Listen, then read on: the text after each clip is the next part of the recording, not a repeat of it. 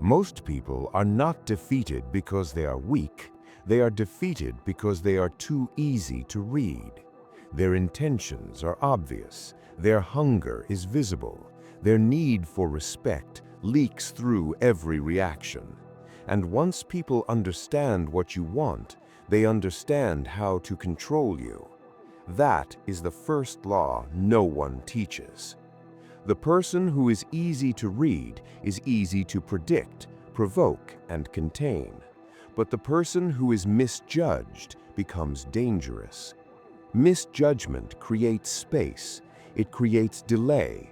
It creates false confidence in others, and false confidence makes people careless. You were taught that being understood is power, that showing your value is power, that if you are intelligent, capable, or ambitious, you should make it visible so the world can reward you. That is fiction. The world rewards perception more than truth, and perception is shaped by comfort, not reality. People do not see you clearly. They reduce you into something familiar and manageable. So when you explain too much or reveal your full sharpness too early, you do not gain respect, you trigger resistance. Because beneath manners and modern language, human nature is still primitive: hierarchy, threat detection, status preservation. People are always scanning for danger. They want to know who can replace them, outmaneuver them, embarrass them, expose them, or refuse them. That is why the silent person unsettles the room. That is why the underestimated one often wins. Predators do not announce intent. They remain still and unreadable, and because of that, they control the timing of revelation. That is the real advantage. Not strength alone, not intelligence alone, timing wrapped in ambiguity. When people misjudge you, they build the wrong strategy against you. They relax when they should stay alert. They speak when they should stay silent. They test you carelessly. They assume your limits, and in doing so, they reveal themselves. The obvious threat gets watched. The misunderstood one gets access, and access is everything. Most people think power comes from immediate recognition. They want the room to know. They want the enemy to know. They want applause before leverage. But once people can accurately measure you, they can prepare for you. So let them misjudge you. Let them think you are less aware, less strategic, less affected than you are. Let them mistake your silence for emptiness, your restraint for weakness, your patience for hesitation. Every false conclusion they form becomes an advantage for you. This is not passivity. It is not about shrinking. It is about understanding that a concealed blade cuts deeper than a waving one. The prey that panics reveals its path. The predator that waits controls the ending. Most people live like prey. They react too fast. They defend themselves too soon. They correct every insult, explain every silence, reveal every wound. They cannot tolerate being misread because their identity depends on external confirmation. But the need to correct perception is often what destroys advantage. What unsettles people is not your aggression, it is your opacity. Aggression is visible, it can be labeled and countered, but opacity creates friction. It forces people to project, and when they project, they stop seeing reality. They start reacting to their own assumptions. That is when they become vulnerable. This is the game beneath the game, not forcing people to see your strength, but letting them expose their weakness while trying to define you. And once you understand that, you stop asking the world to recognize you. You start studying what people reveal when they believe you to be beneath them. That is where the real education begins. The moment someone believes you are beneath them, they loosen. Their discipline slips. Their mask falls in small ways. A condescending smile, a delayed reply, a subtle interruption. The assumption that you can be dismissed, used, or ignored without consequence. Most people feel these moments emotionally and rush to react. But reaction is exactly what the hierarchy expects from the lower position. That is why so many people remain trapped in invisible cages. They do not see that every insult is also information. Every slight reveals how the other person has ranked you in their mind, and that ranking matters more than their words. Words decorate, behavior tells the truth. When someone misjudges you, they are not just making a mistake, they are exposing the structure of their mind. They reveal what they respect, what they fear, what they dismiss, and how they act when they believe they hold the advantage. That knowledge is worth more than praise, because praise shows how people want to appear. Disrespect shows who they are when they feel safe. This is why intelligent people often lose to strategic ones. Intelligence wants misunderstanding corrected. Strategy understands that people rarely operate on truth first. They operate on ego, pattern recognition, and the need to protect their position. So when your presence threatens that position, they will distort, minimize, or patronize, not because they are rational, but because they are territorial. And this is where your advantage begins. The moment you stop taking misjudgment personally, you start using it diagnostically. You see that people reveal the most when they believe there is no danger in doing so. The arrogant manager, the disrespectful friend, the rival who laughs too early, the manipulator who tests one small boundary before attempting a larger one. They all think they are asserting dominance. In reality, they are surrendering information. The weak person hears disrespect and thinks, "I need to prove them wrong." The dangerous person thinks, "Now I know where you are blind." That is the difference. One seeks emotional relief, the other collects leverage. Real leverage is subtle. It is knowing who becomes reckless when flattered, insecure when ignored, bold when they think there is no cost, or unstable when faced with silence and ambiguity. Control is not built through force first, but through observation, not through immediate confrontation, but through accurate positioning. Most people are too noisy to observe well. Their ego gets in the way.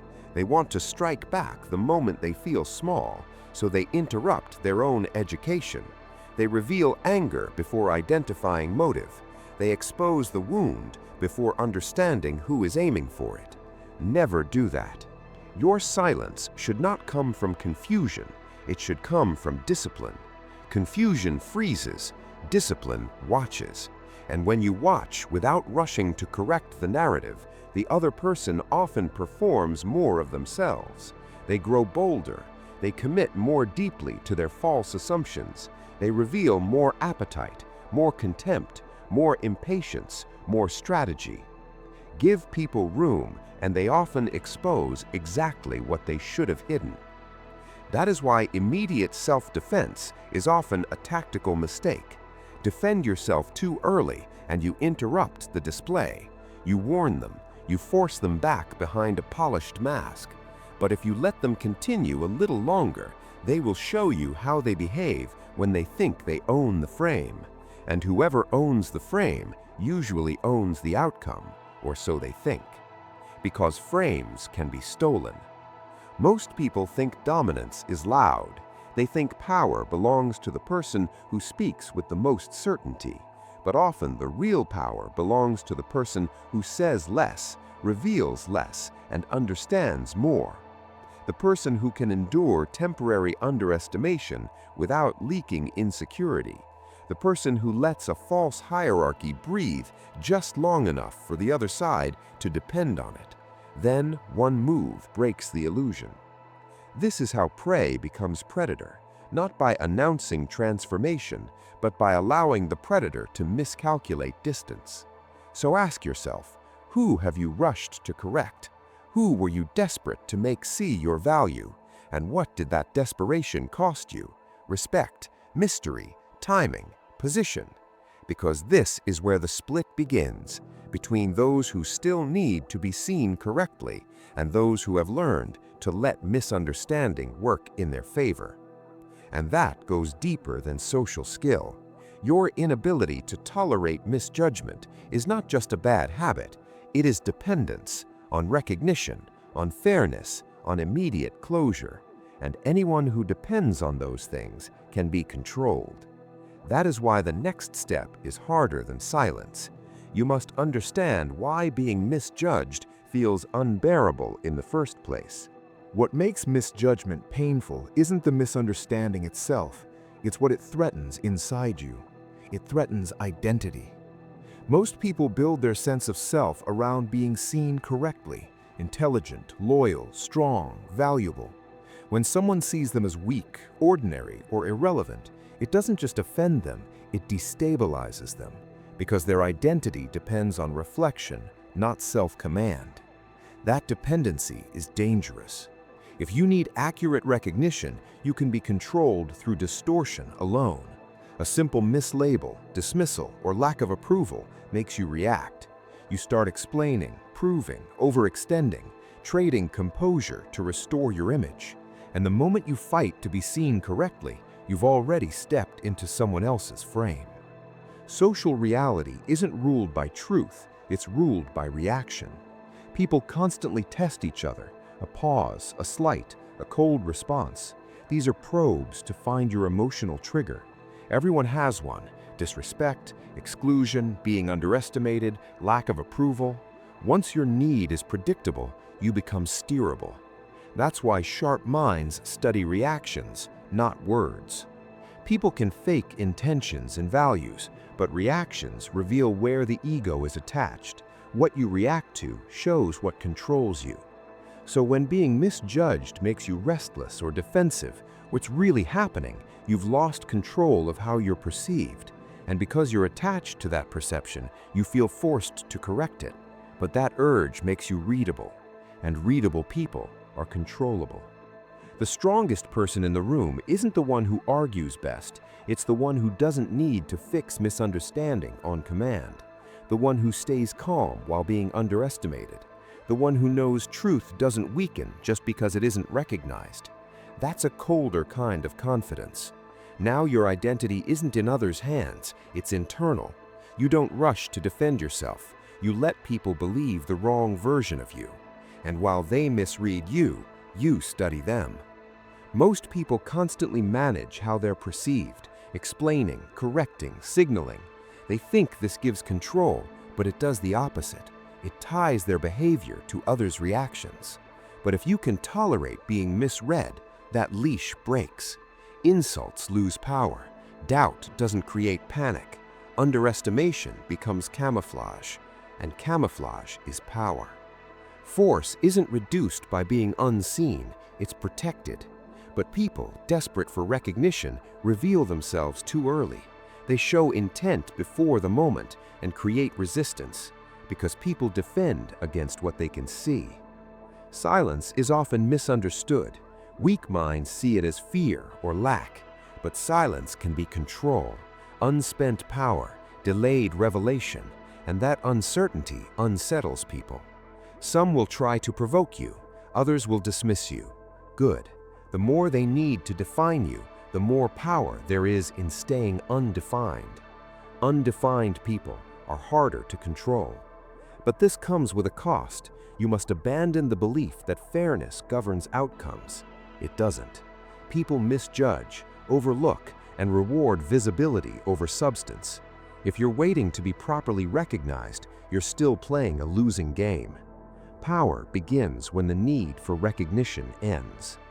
Ask yourself, when underestimated, do you feel calm or the urge to prove?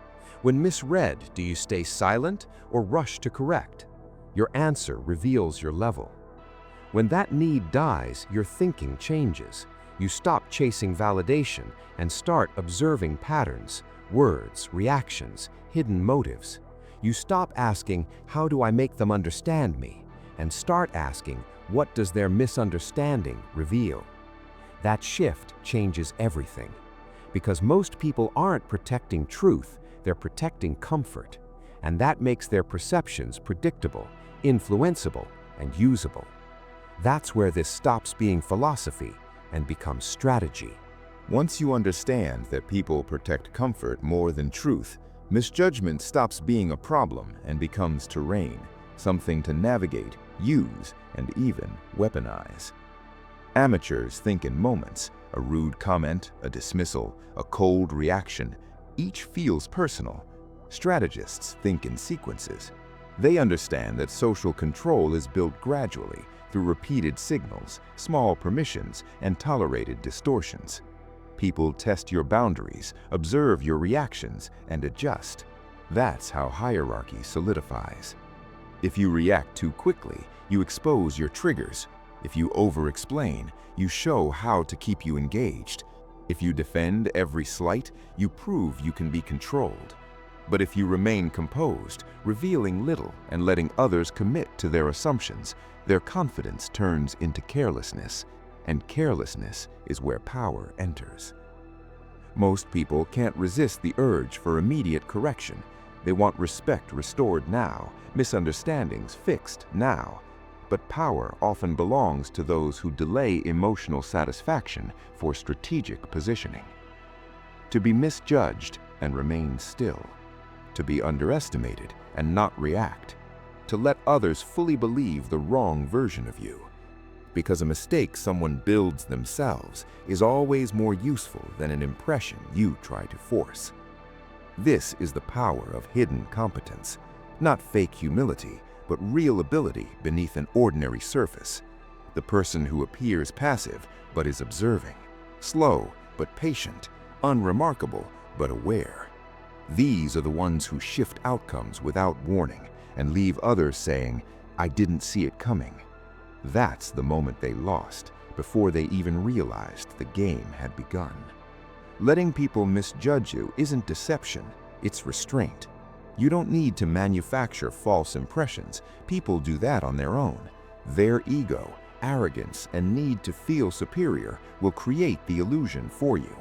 All you have to do is not interrupt. That alone gives you an advantage most people never access. Because most people are terrified of being seen as less, even temporarily. Their ego won't allow it, so they rush to prove their intelligence, status, or strength, and in doing so, they become predictable, transparent, easy to counter. The ambitious get blocked, the intelligent get tested, the insecure get managed, the dangerous get watched.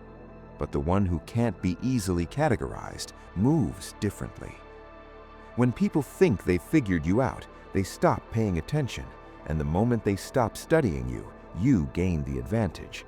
You begin moving in darkness while they remain exposed. They respond not to who you are, but to a projection, and anyone reacting to projection is already compromised. Look back and you'll see this pattern everywhere. The quiet person dismissed until they rise. The disciplined one mocked until they outlast everyone else. The kind one underestimated until they withdraw and leave others exposed. People constantly mistake what isn't performing for what isn't powerful. That's why weak environments reward noise. Loudness feels like strength to those who don't understand real power. But real power rarely announces itself. It reveals itself only when it's too late to stop. So shift your standard. Not admiration, effectiveness. Not being understood, being positioned. Not proving, knowing. Stop explaining yourself unnecessarily. Stop advertising your strengths. Stop correcting every false assumption.